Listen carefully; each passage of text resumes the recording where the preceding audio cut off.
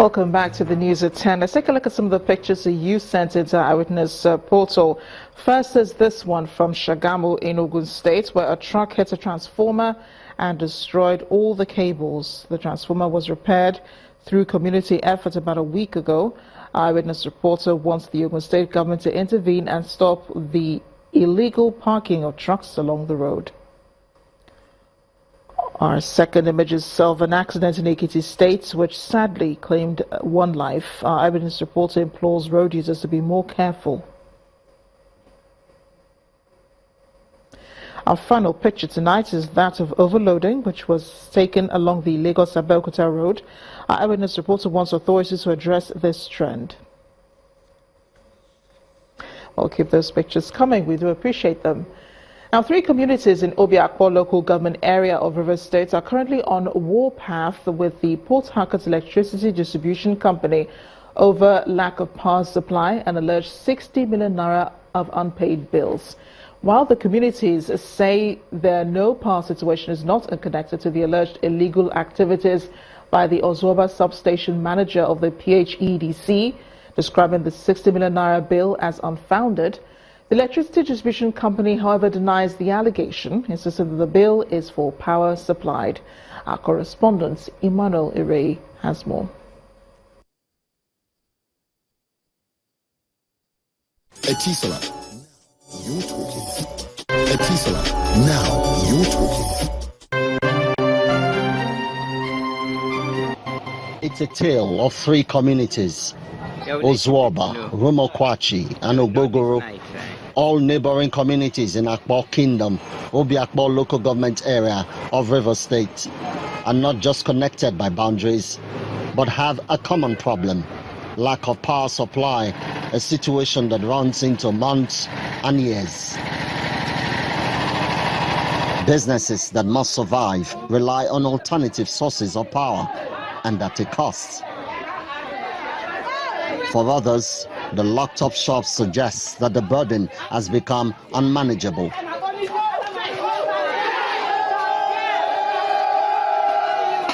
These women from the affected communities gathered to protest what they claim has become unbearable.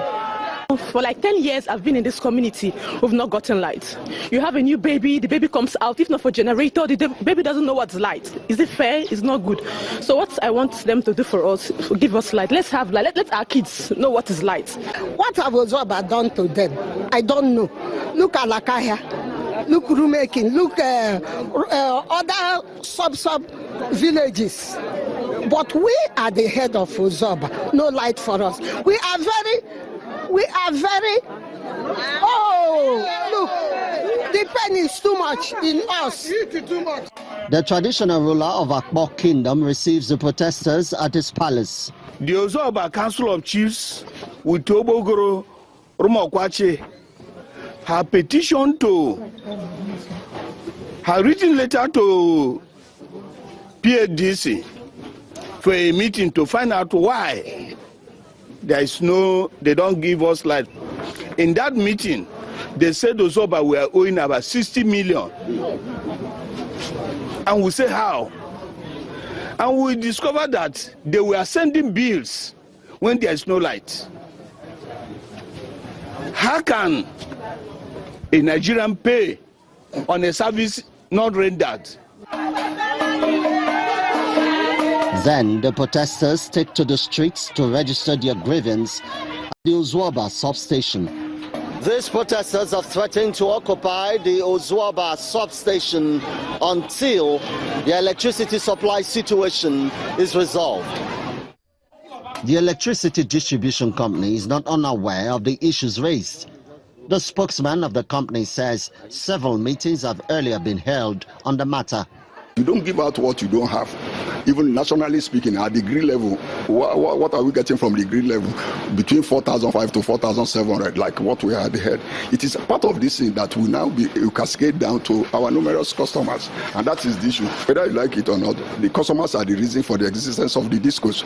So we do business with them. They are the reason for our survival. So we still need to explain to them. These are some of the challenges. We are not yet there, but we are praying to be there. Both parties are looking to come back to the table to resolve the issues once and for all. Emmanuel Irei, Channels Television News.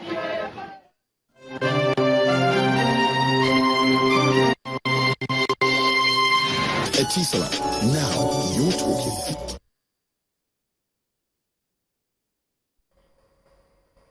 All is now set for the commencement of work on the proposed Seaport Agricultural Industrial Hub project by the Edo State government at the Gelegele community in Ovia Northeast local government area.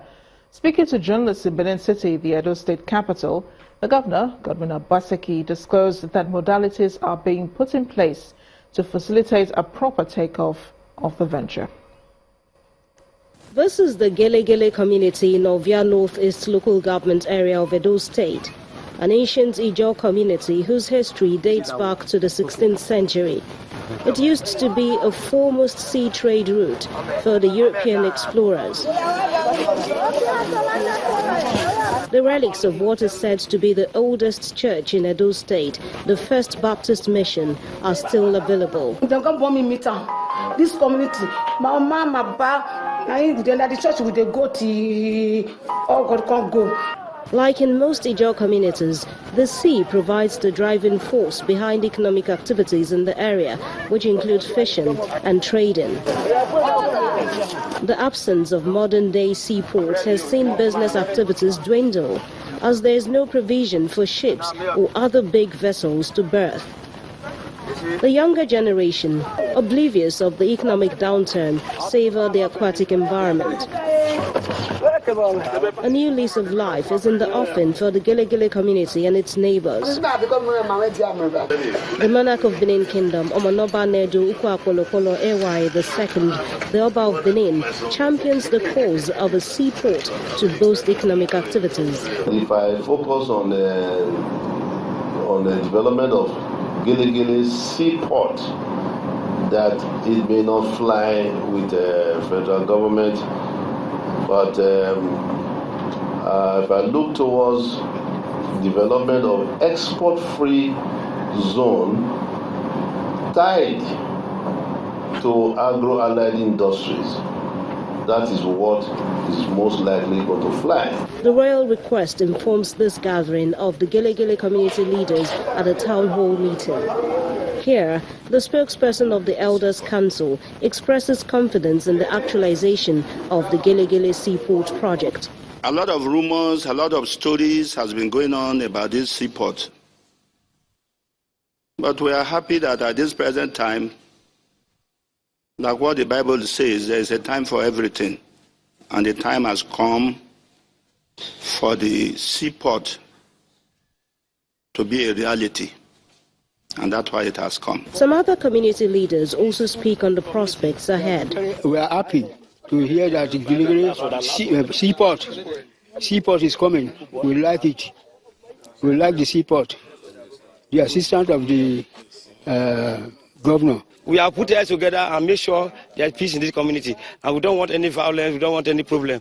That we are ready to welcome all the companies that are coming to this community to come and work, because this company that is coming is a blessing to the community. For Edo State Governor Mr. Godwin Obaseki, the Gelegele Seaport is already work in progress. We plan to put in place an industrial park that will be driven by electricity from the gas that is available in that location. You see, there are so many moving parts and many components to the transaction. So you have the port bit, but the port is not going to be viable if you do not have production. And production cannot occur if you do not have power. So all of these elements are now being carefully calibrated and put together to make sure it works. It's now only a matter of time for the people of Gelegele and the adjoining communities to see a transformation from a simple fishing community to an industrial hub that will see lives even beyond the area changed for good. Delta Bush Refineries and Other Stories is an exhibition by award-winning photographer Akintunde Akinleye that focuses on the behind-the-scenes of the oil-rich yet poor region of the Niger Delta. Our review tonight takes a look at how the artist frames the issues of the South-South.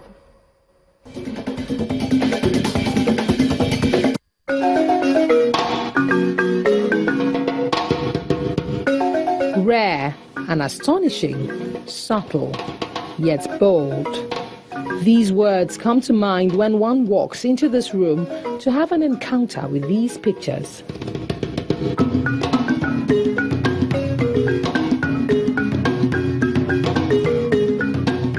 They are first-hand accounts of activities of oil thieves and pipeline vandals in Nigeria's oil-rich Niger Delta region in an exhibition titled Delta Bush Refineries and Other Stories. It's about the alternative refineries, that's the young guys in the Delta, get involved in. And I started doing that since 2010. I divide this story into 5 sub-themes. You have politics of oil, looking at how, government, is affecting the story. And that was why I said the other stories, because initially people thought people who engage, or those young men from the Delta who engage in so-called illegal bunkering, oil bunkering, are actually thieves. But I want the society to look at them from another angle. Why did they go into it in the first place? What pushed them into it? These are some of the questions I really want to ask with this photograph. Unlike the brush and the canvas, which are perfected with each stroke, Akinyele finds his moments of magic with each shot taken. Each posture tells a different story, reflects a different time, and shares its own unique experience. Vanishing wetland is about the pollution, where the pollution is also from the guys who engage in illegal bunkering, but also much more from, systemic failure. Then I'm also looking at what I call the basket metaphor. The basket metaphor, it's about, how oil wealth in Nigeria is being wasted on political frivolities. And this is what I intend to do with these photographs. While we see our world through the lenses of his camera, we notice the bare feet, the inseparable mixture of oil and sweat, as safety procedures and caution are thrown into the polluted wind. Beyond the horizon of investigative journalism, there appears to be an urgent need to resolve this crisis, to prevent this growing trend of trading the region's future for a few gallons of crudely refined products.